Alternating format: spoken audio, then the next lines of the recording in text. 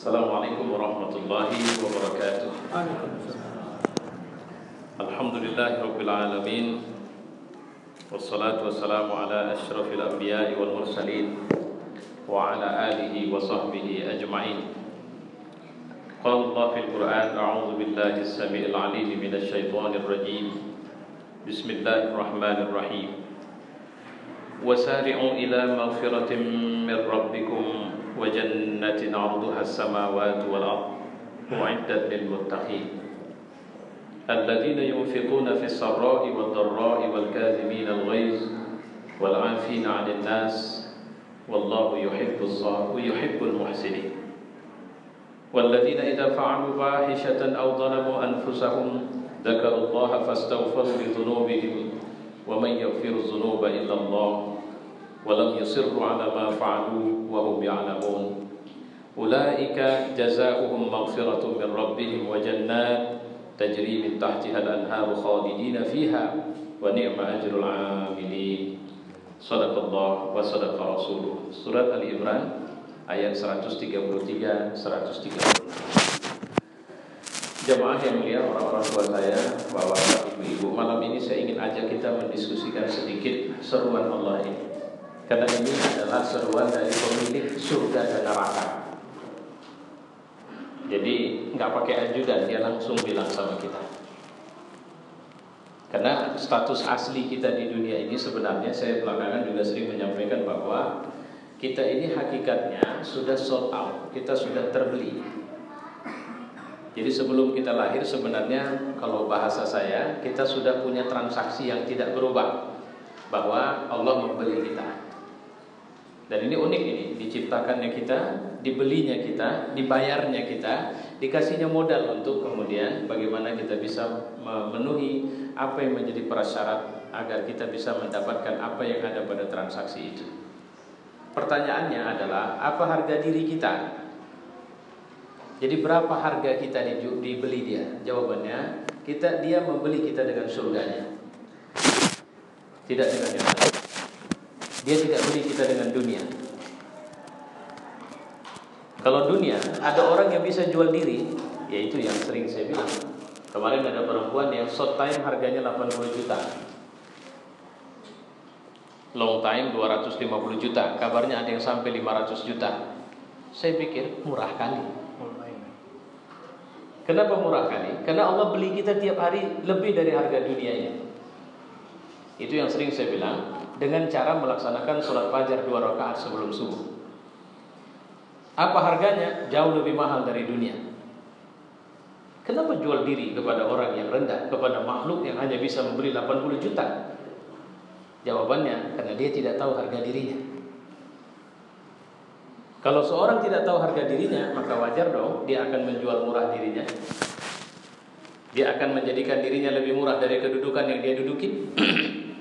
Dia akan menjadikan dirinya lebih murah dari harta yang dia punya. Padahal kalau bahasa orang Medan, semua kekayaan dunia ini ecek-eceknya ini.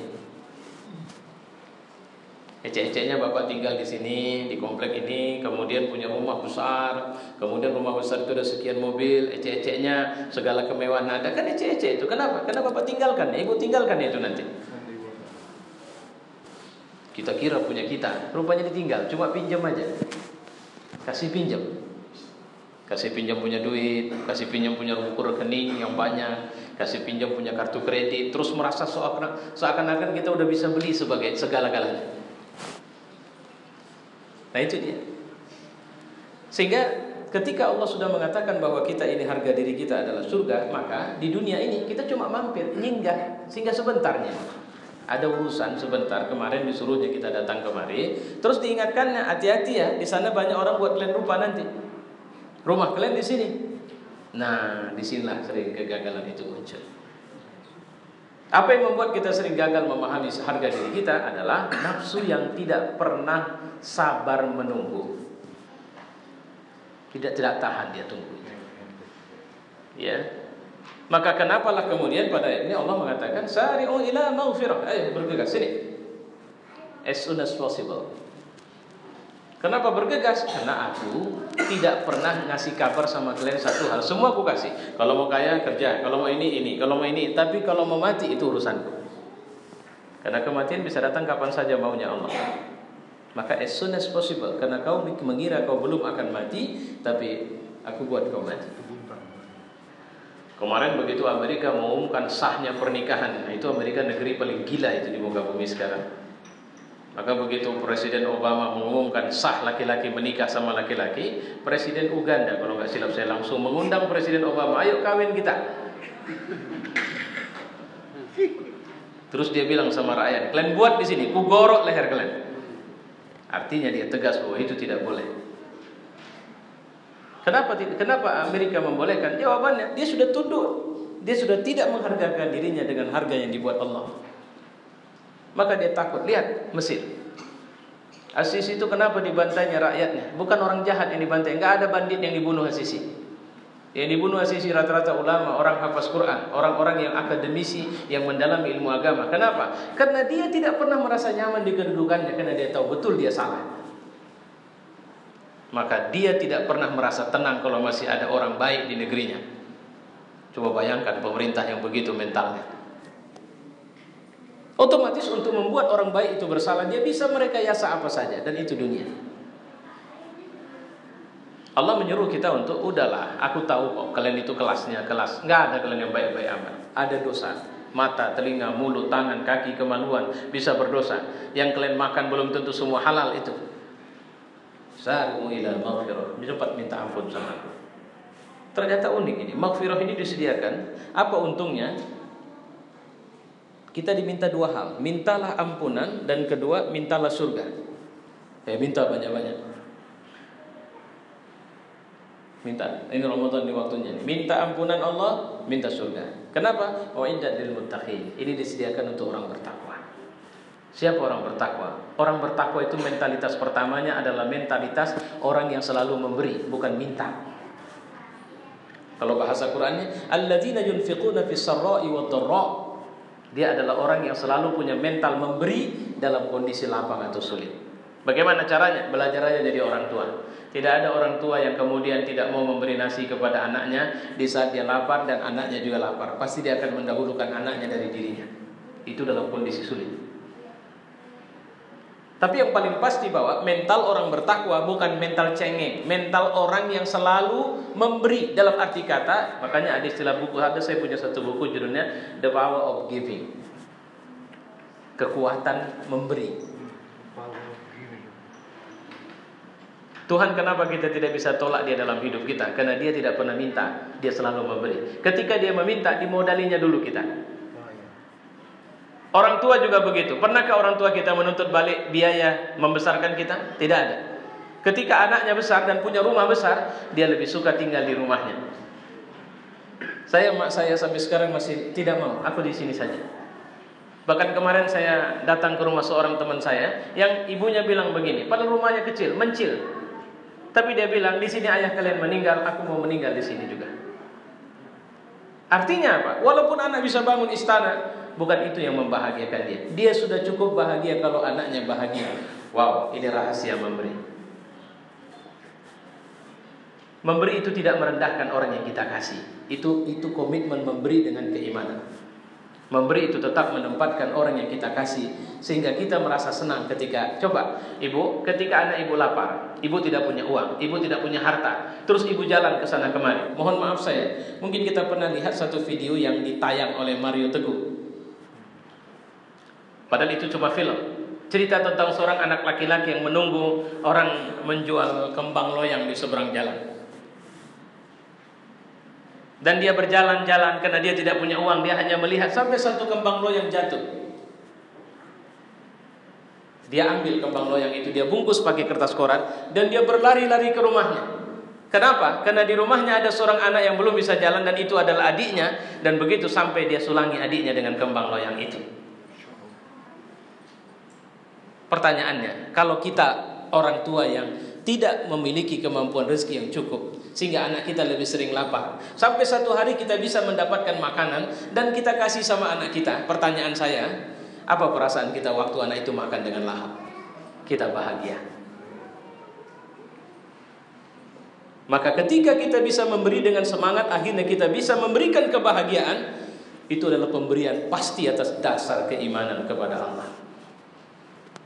Bukan pemberian yang ingat ya, aku pernah kasih kau sesuatu. Bukan begitu. Dan Allah tidak pernah, Allah beri kita kemampuan untuk bisa sholat tahajud misalnya, dan Allah senang kita bisa sholat tahajud. Allah beri kemampuan kita untuk bisa membaca Al-Quran rutin, maka Allah bahagia kita bisa baca Al-Quran secara rutin. Ini pemberian yang fisarra'i wad dharra, walau kita dalam kondisi susah dan lapang sekalipun. Ya, nah ini yang patut kita pahami dari mentalitas orang muttaqin.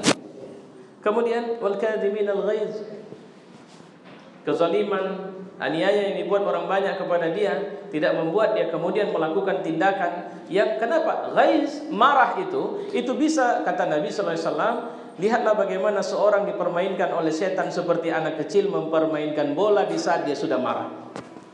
Maka orang beriman mencegah peluang setan masuk di saat dia marah, walaupun dia sudah terzalimi sekalipun.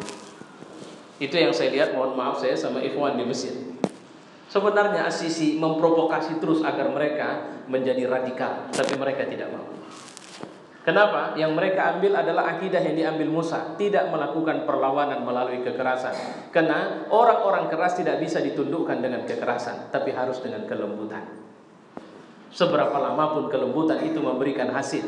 Karena saya pernah melihat rumah dengan lantai di mana tempias air dari atas ketika hujan datang, ternyata rumah itu sudah lantainya bolong-bolong dan itu mengikut arah jatuhnya air. Artinya apa? Air itu secara sabar membolongi batu yang keras. Luar biasa. Dan kemudian terakhir disebutkan dalam ayat ini, wal 'afina 'anil nas. Ini bukan pekerjaan mudah, memaafkan orang. Memaafkan orang yang, ya Fatimah, Allah tidak meninggalkan ayahmu. Kenapa mereka menyakiti seorang yang menyuruh kepada Allah? Ketika itu Rasulullah baru dilempar dengan kotoran unta itu. Di saat Fatimah membersihkan sambil menangis, apa kata Rasul? Fatimah, Allah tidak meninggalkan ayahmu. Ini luar biasa ya. Saat dia sedang dianiaya seperti itu, dia tidak mengungkapkan. Atau ketika dia sudah dilempar batu, sampai-sampai malaikat penjaga Akhshabain, dua gunung besar di Mekah, itu bilang kepada Nabi Muhammad melalui Jibril, ya Muhammad, minta sama Allah kami balikkan gunung ini kepada orang Taif. Apa kata Nabi? Tidak. Aku masih berharap dari tulang sulbi mereka ada zuriat yang beriman kepada agama yang kau bawa ini. Itu reformasi dalam dakwah. Bahwa dakwah ini tidak marah, bahwa dakwah ini tidak perlu kita berdoa, ya Tuhan laknatlah orang-orang yang telah memusuhi agamamu, ya Tuhan hancur leburkan mereka. Nabi tidak pernah berdoa seperti itu kecuali kepada orang yang telah membunuh 70 atau berapa sahabat Nabi yang syahid, sementara mereka adalah para hufaz Quran yang dibunuh oleh satu suku tertentu. Itu 1 bulan Nabi berdoa. Kenapa? Karena dakwah ini bukan melaknat, tapi dakwah ini mengajak. Itulah kenapa Allah tidak suruh Nabi Musa alaihissalam untuk marahin itu Fir'aun, tidak, tapi pergi jumpain Fir'aun. Secara fasihis Nabi Musa itu berat sekali jumpain Fir'aun. Kenapa? Karena dia DPO, the first DPO, orang nomor 1 ini cari Fir'aun. Kenapa? Pertama, dia dianggap mengganggu stabilitas politik karena ideologi yang dibawanya ada Tuhan selain Fir'aun. Kedua, Fir'aun ini mengejar Musa karena sebab Musa membunuh salah satu rakyatnya dari suku Kipti. Maka Nabi Musa lari itu. Tapi apa kata Allah? Idhhab ila Fir'aun innahu tagha. Pergi jumpain dia. Apa itu? Allah tahu. Makanya Allah mengatakan, la takhafa, jangan kalian takut. Innani ma'akuma asma'u wa ara. Aku sama kalian berdua. Aku dengar dan aku lihat. Maka Nabi Musa itulah sejarah ada kalimat Rabbi shrah li sadri wa yassir li amri wahlul 'uqdatam min lisani yafqahu qawli. Terus kemudian apa yang rahasia memaafkan? Kenapa Allah suruh kita memaafkan? Karena hati seorang muttaqin tidak ada dendam. Kalau ibu memaafkan tapi masih ada sisa, itu namanya dendam.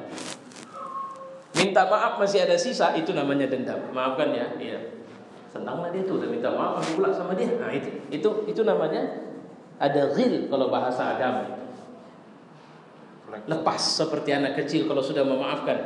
Saya punya anak 9 orang. 3 diantaranya masih bisa dibilang masih dalam, kalau bahasa saya 3 inilah yang menyejukkan mata saya, karena setiap saya pulang ini, kalau biasa saya pulang malam belum tidur itu rata-rata. langsung menyambut, dan kemudian nanti mereka bermain berlari-lari, tiba-tiba satu menangis menjerit dengan air mata bercucur-cucur. Tapi kemudian hanya berapa menit kemudian mereka sudah berlari-lari lagi, tidak ada sisa dari peristiwa tadi. Itu makna memaafkan. Cuma ada yang menarik ini. Siapa orang muttaqin? Apa orang muttaqin? Orang yang tidak pernah berdosa? Tidak rupanya. Apa orang muttaqin adalah orang yang tiap malam tahajud, pagi baca Quran, kemudian zikir, tidak pernah tinggal salat? Bukan itu rupanya. Ternyata ada kalimat begini. Walladzina idza fa'alu fahishatan aw zalamu anfusahum. Wa'iddat lil muttaqin. Siapa alladzina fa'alu fahishatan aw zalamu anfusahum? Mereka adalah orang yang berbuat nista atau menzalimi dirinya sendiri. Zakarullah fastaghfiru li dzunubihim. Saya sering kali mengatakan, Pak, kita ini semua kita bukan jenis malaikat, kita manusia pernah salah. Coba malam ini duduk sebentar, ambil tempat yang tidak ada orang dengar siapapun kecuali kita dengan Allah. Akui 5 hal yang menjadi dosa kita. Coba angkat jari kita dan bilang, ya Tuhan, aku pernah ini, aku pernah ini, aku pernah ini, aku pernah ini, aku pernah ini. Yang menurut kita jika kita tidak diampunkan masuk neraka lah kita. Berani nggak mulut kita bilang kita pernah lakukan itu? Berani tidak berani, Allah sudah tahu kita pernah buat itu. Nah sekarang coba bilang. Saya ambil contoh satu, ya Tuhan, aku pernah berzina. Jika saja Kau tidak ampunkan aku, habislah aku di akhirat. Aku tahu aku salah dan Kau tahu aku salah. Waktu aku berbuat Kau melihatku, tapi waktu itu aku tidak peduli denganmu. Aku minta ampun kepadamu. Jangan sampai ini menyebabkan aku masuk dalam neraka, Tuhan. Berani enggak? Zakarullah fastaghfiru li dzunubihim. Dan rahasiakan itu. Kalau Allah sudah merahasiakan aib kita, dosa kita, jangan bongkar sama orang. Biarkan itu menjadi masalah kita dengan Allah dan adukan itu dan minta ampun kepada Allah. Maka Allah mengatakan, "Wa may yaghfiru dzunub illa Allah." Siapa rupanya mengampunkan dosa kalau bukan Allah? Orang-orang yang punya akhlak ini, kata Allah dalam surat ini diakhiri dengan ulaika jazaohum. Mereka itulah orang yang pahala untuk mereka adalah maghfirah min rabbihim. Saya kalau membacanya sebenarnya kalau sendiri saya Masya Allah sedih sekali. Rupanya balasan bagi kita orang muttaqin supaya kita tidak takut, Allah kasih kita ampunan. Udah jangan takut. Saya salah, saya udah maafkan. Gak usah bicara lagi. Jangan tahu saudara-saudaramu yang lain.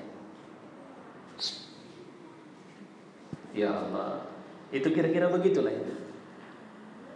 Jazaohum maghfiratun min rabbihim. Bukan cuma itu, ternyata ada satu lagi jaza dari Allah, wa jannatun tajri min tahtihal anhar. Dan surga yang mengalir di bawahnya sungai. Apa isi sungai? Ada ikan.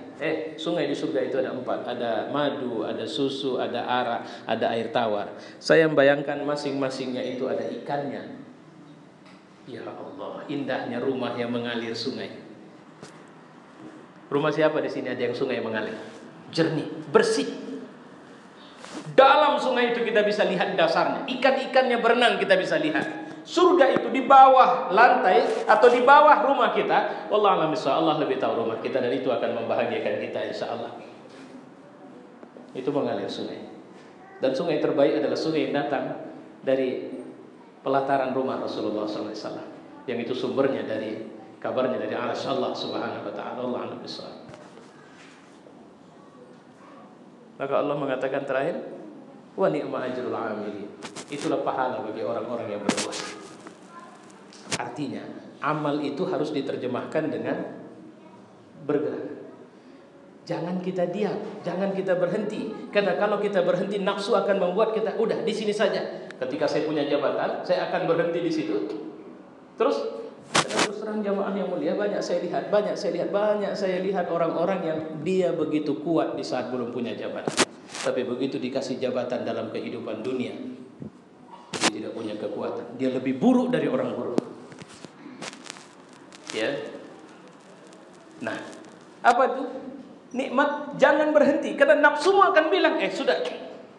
Maka setiap orang mendekat dicurigainya sebagai lawan itu nanti. Itu nafsu. Setan juga begitu nanti. Nah jemaah yang mulia, semoga saja apa yang saya sampaikan dari tadabbur ayat ini bisa mengingatkan kita kepada diri kita, kepada Allah Subhanahu wa taala.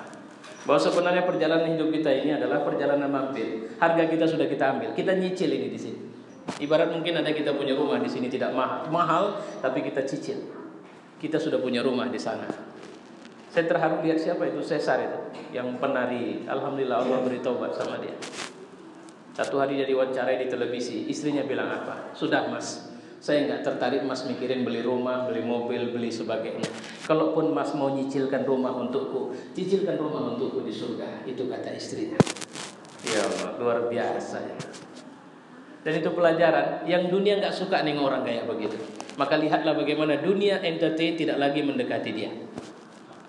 Tak pakai lagi, karena tak cocok.